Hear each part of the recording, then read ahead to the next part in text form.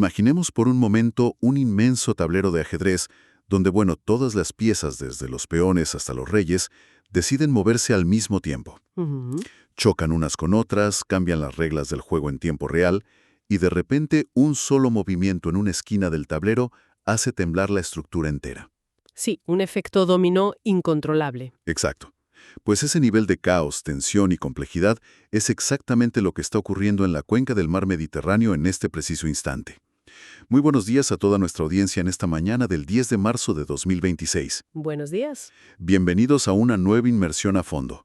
Hoy vamos a analizar una situación que parece sacada de un thriller geopolítico, pero que es absolutamente real. Totalmente. Y antes de entrar de lleno a desgranar toda esta información, hay que mencionar que el análisis de hoy llega gracias a nuestro patrocinador, ProWave AI. Con su lema Powering Intelligence. Eso es. Y este informe ha sido generado utilizando Stylo News, la aplicación de noticias impulsada por inteligencia artificial. Y creo que vale la pena detenerse un segundo en qué es exactamente Stylo News, porque el origen de la herramienta explica por qué tenemos acceso a datos tan precisos hoy. Claro, cuéntanos. A ver, esta tecnología nació originalmente como Stylo Intel Ops. Era un software diseñado específicamente para operaciones empresariales a gran escala, gobiernos y operaciones militares. Palabras mayores. Exacto. Lo que ofrece ahora Stylo News es la versión de consumo de ese tremendo motor analítico. Es decir, quienes nos escuchan tienen ahora acceso único a una herramienta que fue creada para apoyar a los líderes mundiales en la toma de decisiones más críticas. Es literalmente como tener un equipo de analistas de inteligencia en el salón de casa. Y francamente, vaya si lo vamos a necesitar para el tema de hoy. Desde luego. El título oficial de nuestro análisis de hoy es Punto de inflamación en el Mediterráneo, ataque al metanero ruso de GNL, escalada de Estados Unidos-Irán y cruces migratorios mortales. Un título extenso y muy descriptivo. Muy descriptivo, ¿sí? La región de enfoque es, como decíamos, la cuenca del mar Mediterráneo. Pero la idea no es simplemente leer titulares. No, para nada. Nuestra misión en esta inmersión es desentrañar los complejos patrones de eventos que hemos visto en las últimas 2 semanas. Ujú. Queremos conectar esos puntos que, a primera vista, podrían parecer aislados. Vamos a enlazar la seguridad energética con la inestabilidad geopolítica y, muy importante, con las crisis humanitarias. Ver cómo interactúa todo. Eso es, ver cómo interactúan a nivel local, nacional e internacional, exponiendo siempre los hechos con la mayor claridad y neutralidad. Vale, pues vamos a entrar en materia con el primer gran bloque, porque la velocidad a la que se ha deteriorado el tablero de seguridad en Oriente Medio a finales de febrero es francamente asombrosa. Ha sido una escalada de manual. Empezamos con unos ataques militares dirigidos por Estados Unidos e Israel directamente contra capacidades nucleares dentro de Irán. Una acción de esta envergadura, lógicamente, cambiadas dinámicas de la noche a la mañana. Totalmente. Y los informes recogen que la respuesta iraní no se hizo esperar y fue de una escala muy significativa. Sí, Se lanzaron ataques coordinados con misiles y drones contra bases militares estadounidenses ubicadas en Bahrein, Kuwait y los Emiratos Árabes Unidos. una respuesta amplia, muy amplia. Pero el detalle que realmente enciende las alarmas para la región mediterránea que hoy nos ocupa es que se registró un intento de ataque muy cerca de Chipre. Claro, y es que Chipre ya es la puerta de entrada oriental de Europa. Es llevar toda la tensión de Oriente Medio directamente a aguas europeas. Ese es el factor multiplicador del riesgo. Además, hay que añadir que todo este intercambio de fuego no ocurre en un vacío político interno. Cierto. A esta ecuación hay que sumarle la reciente muerte del líder supremo de Irán, Ali Khamenei. Un evento que lo desestabiliza todo. Absolutamente. Genera un vacío de poder interno justo en un momento de máxima tensión bélica exterior, lo cual hace que las decisiones militares puedan volverse muchísimo más impredecibles. Y las réplicas de ese terremoto político y militar, se están sintiendo en todo el Mediterráneo. Las superpotencias están moviendo ficha de manera muy visible. Ujú. Por ejemplo, Estados Unidos ha decidido desplegar su portaaviones más grande y avanzado, el USS Gerald R. Ford, en el Mediterráneo Oriental. No hablamos de una simple patrulla de rutina. No, en absoluto. Desplegar esa especie de ciudad flotante es enviar un mensaje de disuasión gigantesco. Un mensaje que inevitablemente también pone mucha presión sobre los aliados de la OTAN en la región. Sobre todo Italia, ¿verdad? Principalmente Italia. Por su posición geoestratégica, la península itálica es el ancla de seguridad en el centro del Mediterráneo. Las bases militares de Estados Unidos y de la OTAN en suelo italiano, como Sigonella en Sicilia o Aviano en el norte, han sido puestas en alerta máxima. Ya. Los datos detallan una reubicación constante de drones y aeronaves para monitorear cada milímetro de movimiento en el mar y en el norte de África. Lo cual nos lleva directamente a la arena política nacional de Italia. Tener bases extranjeras en alerta máxima dentro de tus fronteras siempre genera un debate interno tremendo. Es una situación muy tensa para cualquier gobierno. Exacto. Y la primera ministra italiana, Giorgia Meloni, ha tenido que hacer verdaderos equilibrios. Los informes muestran que ha salido públicamente a enfatizar que su gobierno cumple estrictamente con los acuerdos bilaterales de defensa vigentes. Pero al mismo tiempo, ha negado de forma tajante que Italia vaya a tener una participación directa en este conflicto. Es una posición sumamente delicada. Y si analizamos el sentimiento a través de fuentes como Il Messaggero o Newsbeast, se nota que los actores regionales están conteniendo la respiración. ¿Qué dicen exactamente las redes y los medios? Por un lado, las redes sociales reflejan un apoyo muy firme a las medidas de defensa y disuasión entre los aliados tradicionales de la OTAN. Lógico, en estos casos. Sí, pero en paralelo hay una corriente de extrema cautela y críticas por parte de otros actores del Mediterráneo. Hay un temor muy real y palpable a verse arrastrados accidentalmente a una guerra a gran escala por un simple error de cálculo. Y justo cuando parecía que toda la atención informativa estará centrada exclusivamente en esa escalada entre Estados Unidos e Irán, llegamos al 3 de marzo y nos encontramos con un suceso que expande otra guerra diferente hacia este mismo mar. El incidente del metanero. Eso es. El conflicto ucraniano ha irrumpido en el dominio marítimo del Mediterráneo central. Hablamos de la enorme explosión y el posterior hundimiento del metanero ruso de gas natural licuado, el Arctic Metagas. Y esto ocurrió muy cerca de las aguas territoriales de Malta. Muy cerca, sí. Un evento con unas implicaciones geopolíticas enormes. Enormes.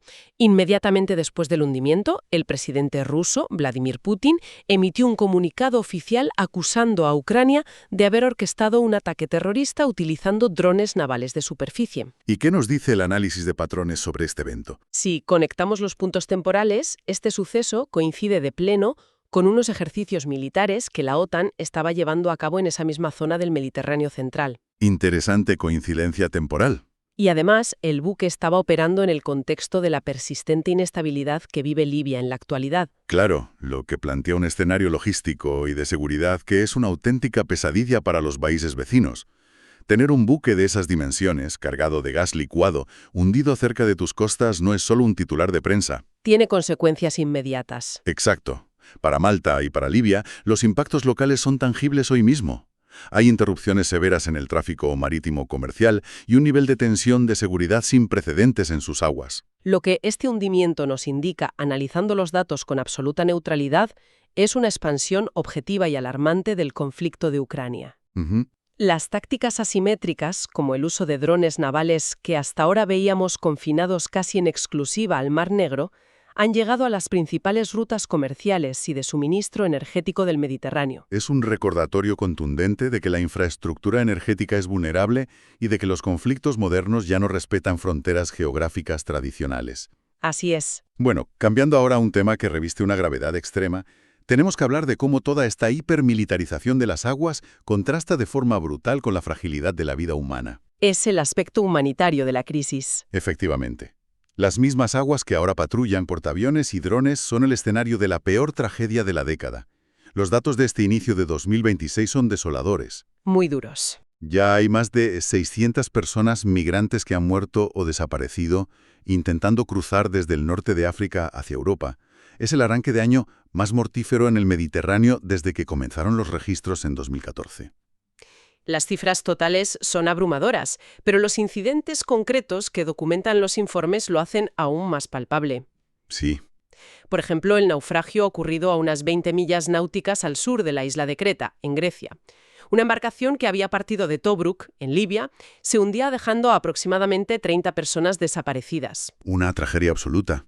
Y simultáneamente, los servicios de emergencia han recuperado 15 cuerpos que terminaron llegando a las costas de Calabria y Sicilia, en el sur de Italia.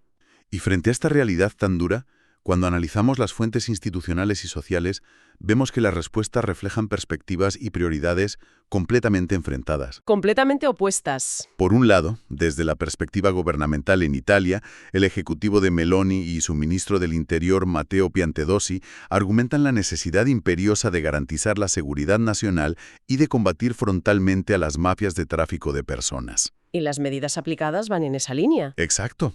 Han implementado bloqueos navales y han endurecido la presión administrativa sobre las ONGs. Un caso muy citado en los informes es el del barco de rescate alemán Humanity 1. Sí, lo hemos visto en las alertas. Ha estado retenido durante 60 días en puerto y se le ha impuesto una multa de 10.000 euros. A la par, el gobierno italiano defiende su política de acuerdos en origen, colaborando estrechamente con Argelia para frenar los flujos migratorios. Y por otro lado, si observamos la perspectiva de la comunidad internacional y las organizaciones humanitarias, el enfoque es radicalmente distinto. Diametralmente opuesto. Organismos como Naciones Unidas y la Organización Internacional para las Migraciones exigen de manera urgente que se retomen los operativos de rescate coordinados por los Estados. Además, publican informes constantes donde documentan abusos sistémicos, detenciones arbitrarias y torturas que sufren las personas migrantes en Libia. Una situación insostenible. Y esta oposición no proviene solo de grandes agencias internacionales. A nivel local, numerosos líderes religiosos del sur de Italia han condenado en repetidas ocasiones las políticas de inmovilización de barcos, calificándolas de inhumanas. Al leer todas estas fuentes, a través de Style News, desde los comunicados oficiales hasta los reportajes de medios como The Guardian, lo que queda perfectamente reflejado es una sociedad profundamente polarizada. Sí, una fractura innegable. El debate público oscila permanentemente entre dos polos. Por una parte, el discurso de la seguridad fronteriza y el control, y por la otra, el discurso de la urgencia humanitaria y el respeto al derecho internacional. Y mientras estas posturas se mantienen inamovibles, el mar sigue siendo un escenario de pérdida de vidas. Es una fractura que, sin duda, define la política europea actual en todas sus dimensiones. Y de manera paralela a estas crisis tan visibles, de misiles, buques hundidos y rutas migratorias, hay unos movimientos geopolíticos más silenciosos, pero que están reconfigurando el tablero a largo plazo. Movimientos en torno a la energía y las grandes infraestructuras. Eso es. Hablemos de Turquía y Egipto, porque ambos están tomando posiciones sumamente asertivas. Empezando por Turquía, su expansión, según los datos, no parece tener freno. No, ya no se limitan al mar Egeo. Exacto.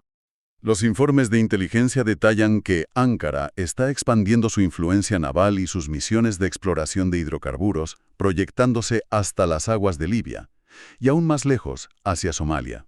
Están consolidando su presencia en todo el flanco sur del Mediterráneo. ¿Y cómo está reaccionando el resto de la región ante esto? Pues esta asertividad turca ha provocado una reacción defensiva inmediata.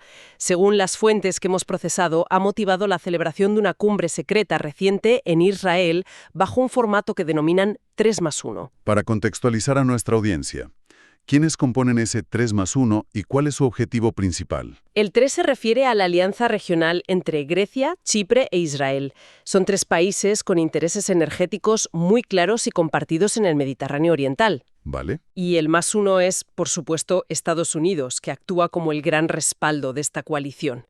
El hecho de que se reúnan ahora, y a puerta cerrada, subraya la urgencia de diseñar estrategias para contrarrestar la expansión de Ankara. Asegurando el control sobre futuros gasoductos, imagino. Gasoductos y todos los recursos submarinos en disputa. Fascinante. Y mientras todo eso ocurre en el mar, Egipto está jugando una carta completamente terrestre que resulta asombrosa. La infraestructura continental. Sí, están inmersos en la construcción de una autopista transcontinental de 10.000 kilómetros. Repito, 10.000 kilómetros, que conectará El Cairo directamente con Ciudad del Cabo, en Sudáfrica. Es una obra de ingeniería masiva. Y asociado a esto, están desarrollando un puerto seco gigante en la localidad fronteriza de Salom. Tengo que preguntar, ¿qué implicaciones reales tiene este puerto seco para la geopolítica comercial de la zona? Es una jugada logística de primer nivel. Un puerto seco es básicamente una inmensa terminal intermodal de mercancías situada en el interior, pero conectada directamente a los puertos marítimos. Ya, para agilizar el tránsito. Exacto. Lo que Egipto busca con esto en Salium, sumado a esa inmensa autopista, es convertirse en el gran corredor logístico del continente. Buscan ser el nodo indispensable por donde pase el comercio entre el Mediterráneo y África, reduciendo de paso su dependencia exclusiva de los ingresos del Canal de Suez. Una diversificación estratégica en toda regla. Y en medio de todas estas ambiciones de sus vecinos, tenemos a Libia, que sigue siendo la pieza más volátil del rompecabezas regional. Sí, Libia sigue siendo un foco de inestabilidad crónica. Los informes indican que el país está intentando abrir su mercado de combustibles a empresas occidentales. Es un intento claro de reducir su histórica dependencia de Rusia en el sector de los hidrocarburos. Algo que Occidente ve con buenos ojos tras el hundimiento del metanero ruso. Sin duda, pero cualquier avance económico choca con la realidad interna libia. Un ejemplo que recogen las fuentes y que visualiza muy bien esto es la masiva asistencia reciente al funeral de Saif al-Islam Gaddafi. El hijo del exdictador. Así es, ver a multitudes rindiendo tributo a esta figura evidencia unas divisiones internas profundísimas. Demuestra que construir un Estado unificado va a requerir mucho más que firmar contratos petroleros. Completamente de acuerdo. El poder allí sigue fragmentado entre milicias y gobiernos paralelos. Bueno, llegados a este punto de nuestro análisis, y viendo este mapa tan complejo, la pregunta clave es ¿a qué eventos debemos estar atentos en el futuro cercano? Basándonos en los datos analizados, hay 3 eventos a corto plazo que nuestra audiencia debe vigilar muy de cerca. Cuéntanos. El primero es el resultado de las conversaciones diplomáticas en Ginebra entre Estados Unidos e Irán. De esos acuerdos dependerá la intensidad militar en la región. Vital para calmar las aguas. Exacto. En segundo lugar, a nivel europeo, será crucial observar cómo se implementan las nuevas políticas de asilo de la Unión Europea, prestando especial atención al papel que adopte Frontex en Creta. Que, como hemos visto, es un nuevo punto caliente. Así es. Y el tercer punto es el Foro de Energía de París, programado para abril de este año 2026. ¿Por qué es tan relevante este foro? Porque será determinante para las decisiones de inversión en infraestructuras de gas natural licuado en toda África. Moldeará el futuro energético a largo plazo. 3 eventos claves, sin duda. Pero antes de concluir la inversión de hoy, hay un factor adicional que ha surgido en los informes técnicos de las fuentes y que propone una reflexión muy interesante. Te escucho. Hemos hablado de portaaviones, buques, infraestructuras y políticas migratorias. Todo ello, al final, decisiones humanas. Pero el clima está jugando sus propias cartas. Es verdad. Los reportes meteorológicos recientes son dignos de mención. Las fuentes documentan un inusual y violento ciclón de polvo sahariano que llegó a cubrir varias regiones de Italia con nieve roja. Una imagen apocalíptica. Totalmente. Y a la vez, los estudios alertan de la rápida desaparición de las praderas de pastos marinos en el Mediterráneo, que son sumideros de carbono vitales. Posidonia oceánica, si no me equivoco. Exactamente. Esto nos deja con una pregunta provocativa final. En un ecosistema tan sumamente frágil e interconectado como el que hemos descrito hoy, ¿cómo van a multiplicar estos fenómenos climáticos extremos las tensiones geopolíticas y migratorias que ya existen? Es una excelente reflexión para dejar sobre la mesa. El clima como el multiplicador definitivo de todas estas crisis. Ahí queda la pregunta para el análisis individual. Y precisamente para que cada persona pueda realizar su propio análisis y no perder detalle de cómo evolucionan estos temas, queremos recordar que es la herramienta que hace posible informes como el de hoy. Stylo News. Eso es. Stylo News es una aplicación disponible para ordenadores y móviles que permite descargar y personalizar informes de inteligencia medida. Recopila y cruza datos de más de 250 fuentes de noticias tradicionales, foros y la red social X en más de 20 idiomas. Por eso, animamos efusivamente a quienes nos escuchan a probarla. Entren en www.stylonews.com y descubran la inteligencia artificial aplicada a las noticias bajo demanda. Tienen a su disposición una prueba gratuita de 7 días que merece la pena aprovechar. Una herramienta fundamental hoy en día. Totalmente. Bueno, ha sido un verdadero privilegio desgranar toda esta información hoy. Queremos enviar un agradecimiento muy cálido a todas las personas que nos acompañan por dedicar su tiempo a entender estos temas tan complejos. Gracias por estar ahí. Invitamos a nuestra audiencia a sugerir qué asuntos globales les gustaría que tratásemos en futuras inmersiones a fondo. Y recuerden seguir a Stylo News en sus redes sociales favoritas. Hasta el próximo análisis.